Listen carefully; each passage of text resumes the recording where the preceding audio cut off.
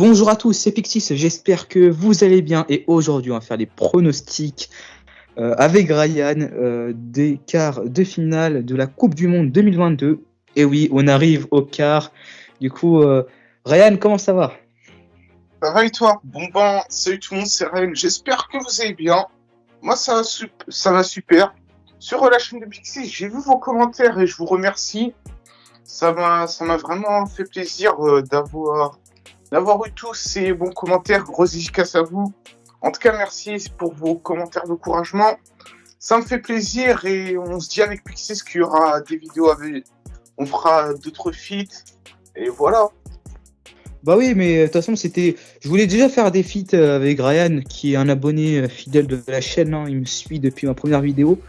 Du coup, j'ai toujours voulu faire des vidéos avec lui. Du coup, ça me fait plaisir que vous appréciez sa présence. Et du coup, Ryan, on va donc faire les pronostics d'écart et on se rapproche de plus en plus de la finale.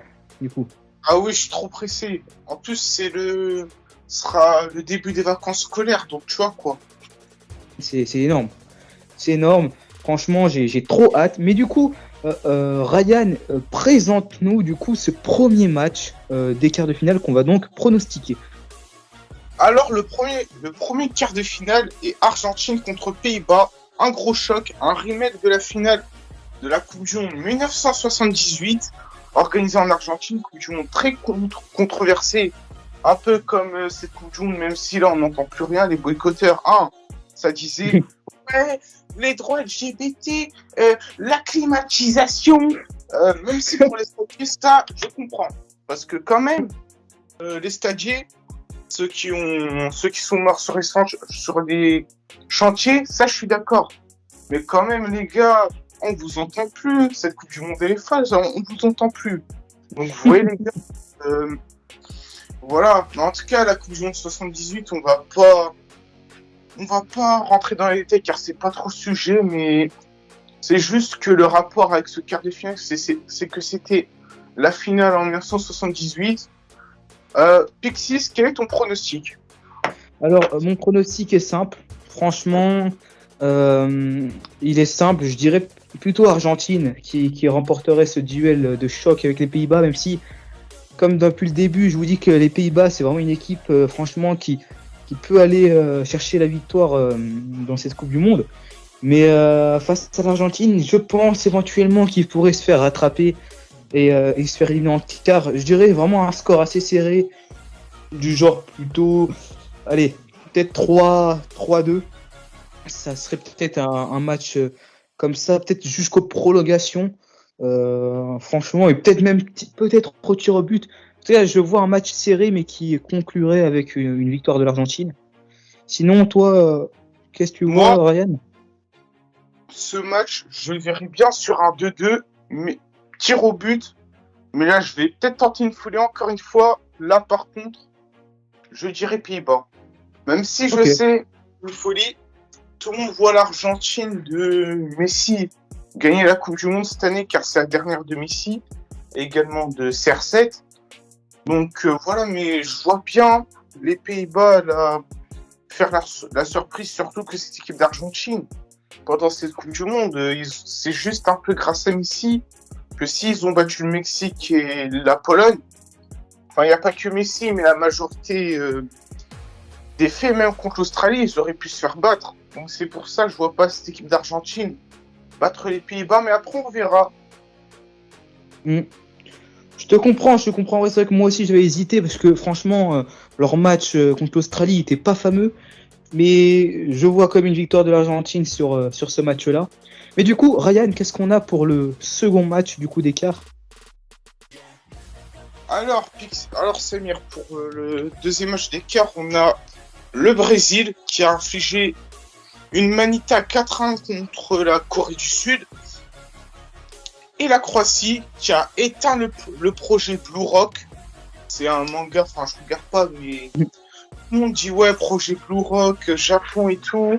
Car tu connais le Japon, les mangas, tout ça. Ouais.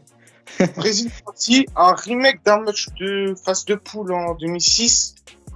Je crois que c'était le Brésil qui était sorti vainqueur. Okay. Moi, je vous dis C'est dommage pour Luka Modric, un joueur que j'aime bien, un joueur que j'apprécie beaucoup. Mais il faut être réaliste avec le Brésil, selon moi. Ouais. Je dirais un 3-1. Je suis d'accord avec toi, hein. Ouais, comme moi aussi, Modric, je trouve que c'est un très bon joueur. Je crois qu'il avait eu le Ballon d'Or en 2018, meilleur joueur du coup. Il a même été élu meilleur joueur de la Coupe du Monde 2018. Ouais, il y a eu ça aussi. Franchement, c'est un très bon joueur croate.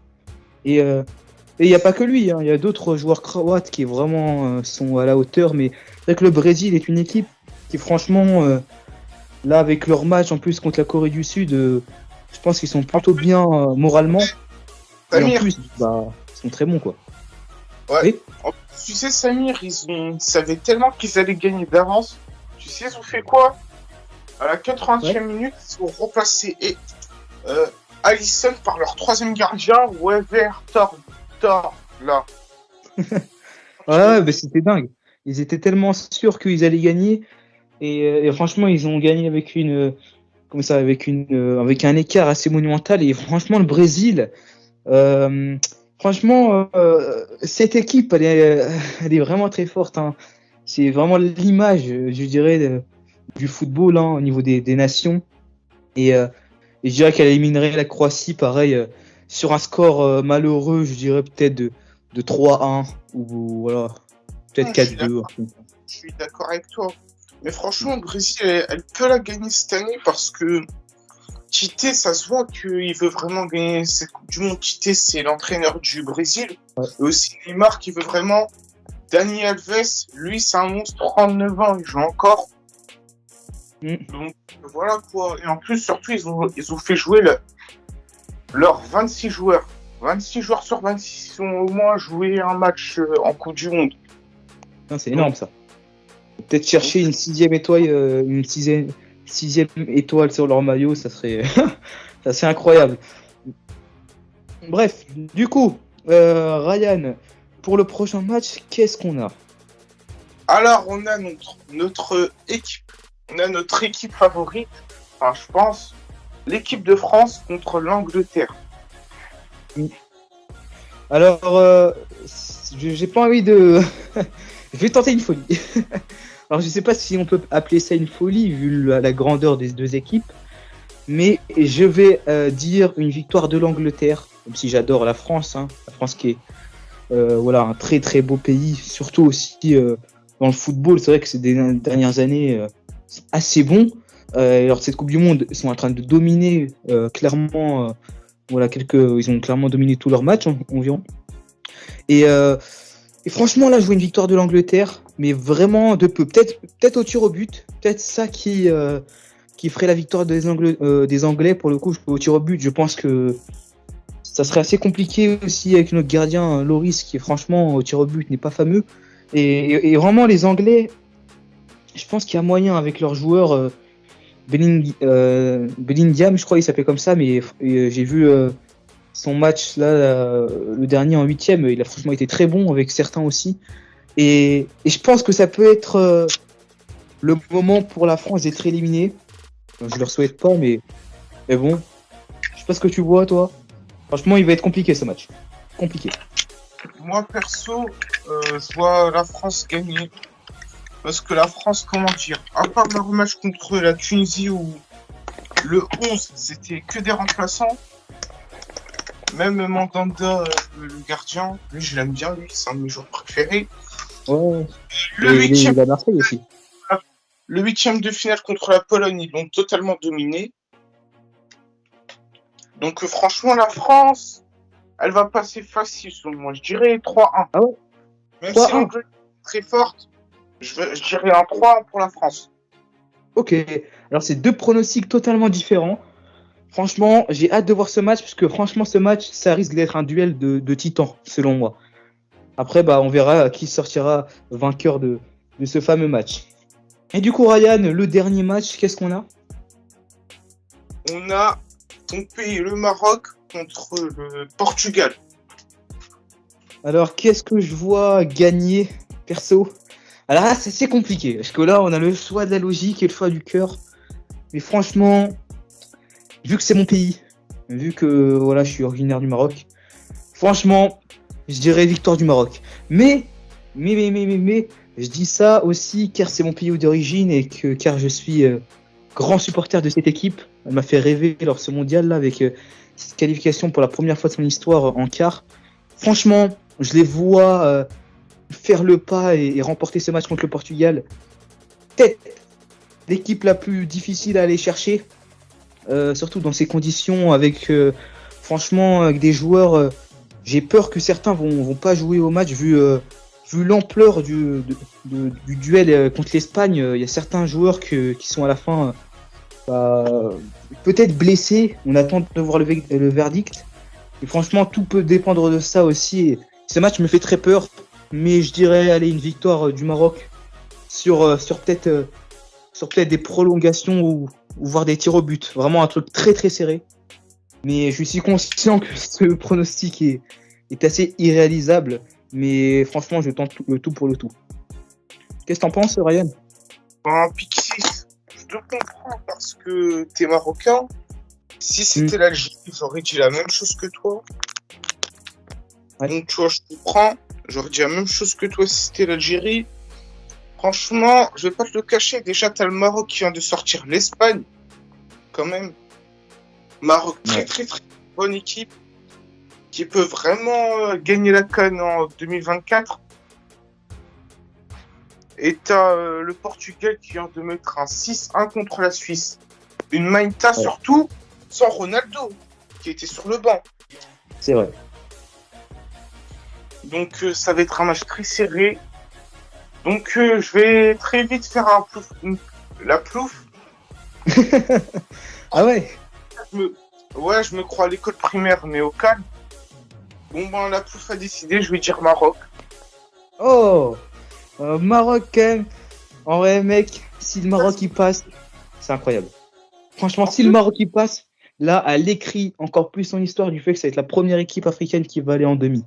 Franchement, j'ai qu'une hâte, c'est que ça se passe, quoi. Mais il faut pas partir vainqueur, quand même, parce que vraiment, c'est vraiment un gros match, quoi. Après le Cameroun en 1990, le Sénégal en 2002 et le Ghana en 2010, t'as le Maroc en 2022. Donc s'il passe en demi-finale, ce sera la toute première équipe africaine de l'histoire à faire ça. Et ça va peut-être ouvrir la voie à d'autres pays. Par exemple, en 2026, peut-être au Nigeria ou à l'Algérie. Ou à d'autres nouveaux pays, genre le Mali, le Burkina Faso, la Gambie, des pays comme ça, tu vois. Voir les Comores, même, peut-être j'abuse un peu, mais je vais voir les Comores. Peut-être. Non, mais ils sont vraiment chauds, les Comores, en vrai. Ouais, les morts. Mais j'ai trouvé, surtout avec notre. Ils ont quand même battu le Ghana 3-2, et le Ghana, ils participent à cette coupe ils ont participé à cette Coupe du Monde. Donc, quand même. Ouais, ils sont quand même une bonne équipe. Pour le coup, donc, moi. Donc, tu vois, moi, je pense qu'il peut vraiment ouvrir la voie. Et surtout, ça peut même faire. Genre, tu vois, en 2026, tu auras 9 équipes africaines, mais si vraiment, ils font vraiment un truc de fou, on peut avoir 10-11 places. La FIFA peut faire ça, donc tu vois. Ouais, c'est vrai, ouais. Ça serait incroyable, quoi. Et pour le coup, j'espère qu'on va représenter l'Afrique lors de ce match et espérer remporter cela avec nos joueurs que je trouve vraiment très bons. Franchement, le gardien est parfait, Bounou. Hakimi, Ziyech, il y a aussi Mazraoui, franchement, Bouffal, vraiment on a beaucoup de bons joueurs, on a aussi Amrabat. Franchement, là on est bien servi, hein. Il y a aussi non, il y en a plein, je crois. Le Maroc. Vous avez une équipe de Mali. Et j'en profite qu'on parle du Maroc pour faire une petite dédicace à mon pote Abdella. Dédicace à Abdella, voilà. Marocain, j'imagine. Hein. Ça fait plaisir. Comment? Lui, il est marocain sénégalais. Voilà, c'est un bon. J'imagine. Hein. En tout cas, c'est cool. C'est cool. En tout cas, en tout cas, voilà, c'est la fin de la vidéo. J'espère que vous l'avez apprécié. C'était les pronostics des quarts de finale. Du coup, j'ai vraiment hâte de voir ces quarts. Et du coup, Ryan, on se retrouve pour les pronostics des demi, pour le coup. Ouais, en tout cas, les gens, ce sera posté sur la chaîne de Pixis et sur ma chaîne. J'espère qu'elle vous aura plu. détruisez les pouces bleus, lâchez des commentaires, abonnez-vous à la chaîne Pixis, car cette vidéo elle sera sur nos 2 chaînes. Donc Eh oui. voilà quoi. Abonnez-vous à la chaîne de Ryan également, hein. Elle sera en description si vous regardez cette vidéo sur ma chaîne. Et du coup, nous, on vous dit à la prochaine pour de prochaines vidéos. Allez, salut! Salut tout le monde!